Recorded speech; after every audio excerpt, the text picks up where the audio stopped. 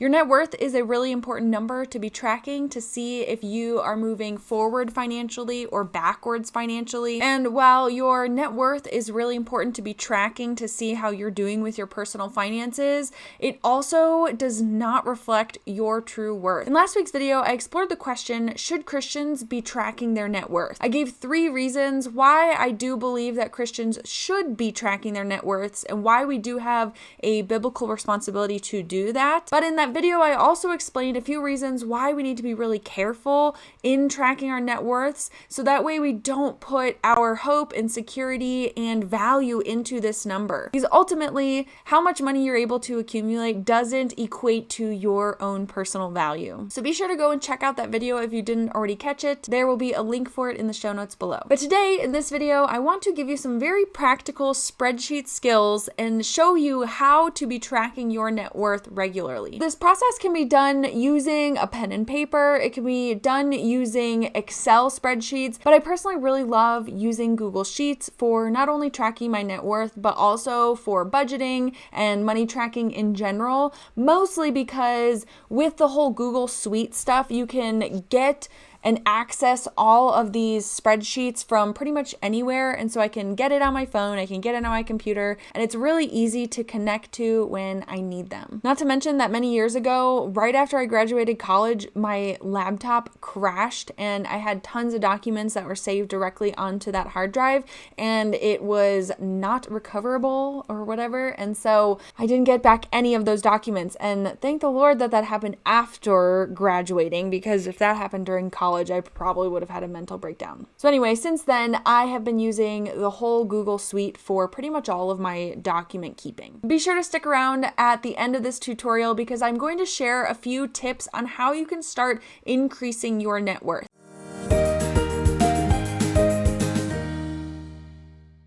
Hey, I'm Katie Jones. I'm a faith-based money coach helping young professionals learn excellent money management skills that are rooted in the gospel. So I teach both biblical and practical money tips to help you truly become an excellent money manager of the resources that God has given you. Figuring out your net worth is actually very simple. Most people tend to confuse net worth with salaries, and your net worth is not your salary. Your net worth is basically taking all of your assets and then subtracting all of the debts that you have. It is very possible to have a negative net worth if you have more debt than you have assets. Now, some of the assets that you may have are things like cash in your savings or checking account, or you may have a 401k, an IRA, or some other form of retirement account. You may also have some other brokerage investments or real estate investments like rental properties. And then in some cases, there are people who like to add in things like their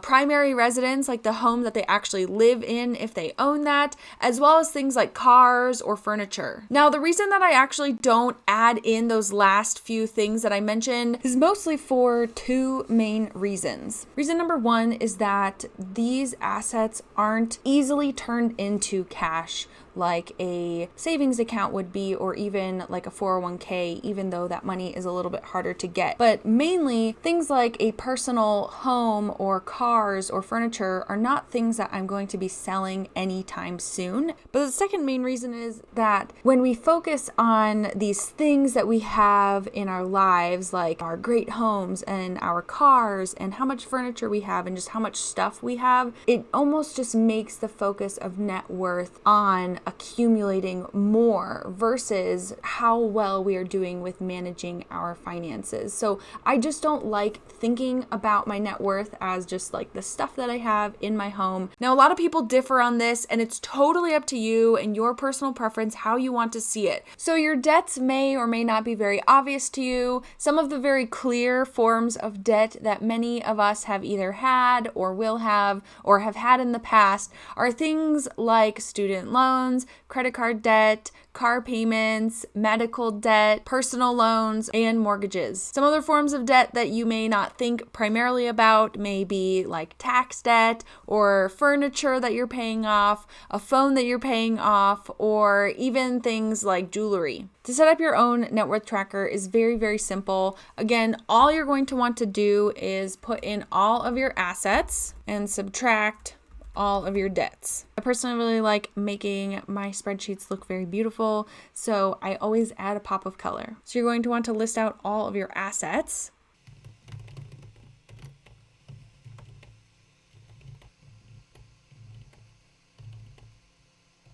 Once you have those listed out, all you're going to want to do is add some simple formulas in. So if you hit the equal sign, and then mine already does it for me where it recommends a certain formula, and this is exactly the formula that I want. We want to sum up all of the assets. Then you're going to do the same thing for your debt.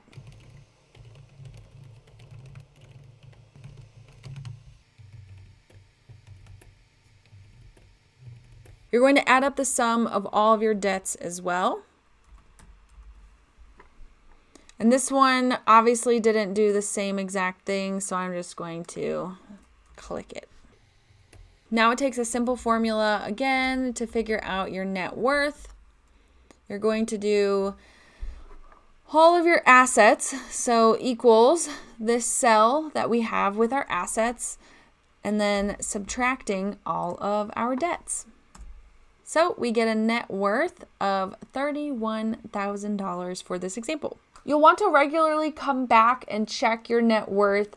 Again, you can check it either every month or maybe every 6 months or every year end. But the point is to continuously come back and track it to see how you are doing. If you don't want to put in all the work to create your own nice looking spreadsheets to track your net worth, you can definitely go and grab the exact net worth tracker that I personally use down in the show notes below. It's really simple to use and visually appealing to show you exactly which way you are going financially using a chart and graph as well as a big summary sheet. Now that you have your net worth tracker set up, I'm going to give you a couple tips on how you can kind of start working towards building up your net worth. So tip number 1 is that I highly recommend continuously taking the temperature of your finances by checking in with your net worth at least 2 times a year. We personally check in with our net worth once a month, but sometimes checking it too often makes me even a little anxious if I see it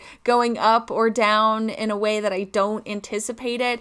And so I don't typically recommend it for everyone, but the key is to be continuously looking in on your net worth to at least see which direction you are going and if things are working out the way that you wanted them to be. Tip number 2 is to set up a budget. This will really help you stay on track month after month with your finances. So planning out where you're going to spend your money and how much you're going to spend is really key to improving your personal finances and becoming an excellent money manager. If you don't already have a budget set up for yourself, be sure to check out the video I have linked below on how to set up a budget of your own and especially how to start spending money on the things that you value most. Tip number 3 is to start educating yourself even more.